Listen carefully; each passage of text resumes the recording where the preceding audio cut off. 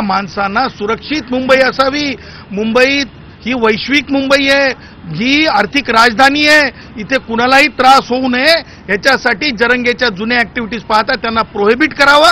त्यासोबतच जरंगे आणि त्यांच्या साथीदारांवर 302 चा गुन्हा दाखल व्हावा। या दोन्ही कारणासाठी ही याचिका। हो, मान्य आहे दोन्ही कारणासाठी, पण तुमचं नेमकं म्हणणं काय आहे की म्हणजे की मनोज जरांगे पाटील त्या माळी नावाच्या युवकाच्या मृत्यूला जबाबदार कसे? थेट जिम्मेदार आहेत, थेट ग्रुप्सवर चर्चा आहेत।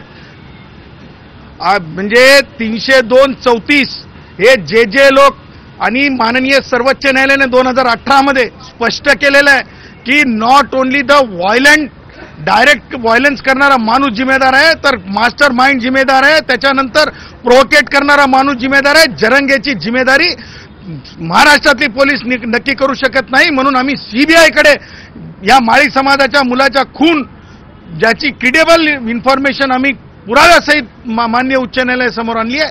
रितसर आम्ही तक्रारी केल्या होत्या, सगळ्या न्यायालयासमोर आणल्यात आणि या सगळ्या गोष्टी घेऊन आम्ही न्यायालयाला डायरेक्शन मागितलेलं आहे। ठीक आहे, पोस्टमॉर्टम फायटिंग्समध्ये झालंय, आत्महत्या म्हणून त्याच्यावर ईडी दाखल झाली आहे, पण सोलापूरच्या पंढरपूरमध्ये दाखल गुन्ह्यामध्ये काही नवीन कलम लागले, काही अज्ञात आरोपींविरुद्ध हत्येचा आरोप झालाय, काही नवीन बदल झालेत। आम्ही तेही सांगितलंय की सरकार 2 खेम्यात वाटल्या गेलंय।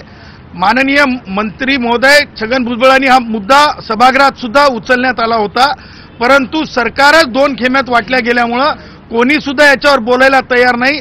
आम्ही माननीय न्यायालयात हे सुद्धा मांडले की पोलीस जेव्हा गुन्हे दाखल करतात, पोलिसांवर जेव्हा अटॅक होतात, तेव्हा सर म्हणून गुन्हे वापस घेण्याची प्रक्रिया मंत्री महोदयांच्या जे वाटल्या गेलेले मंत्री आहेत त्यांच्या समोर केली जाते, मागे घेऊ सांगितलं जाते। म्हणून त्रेस्त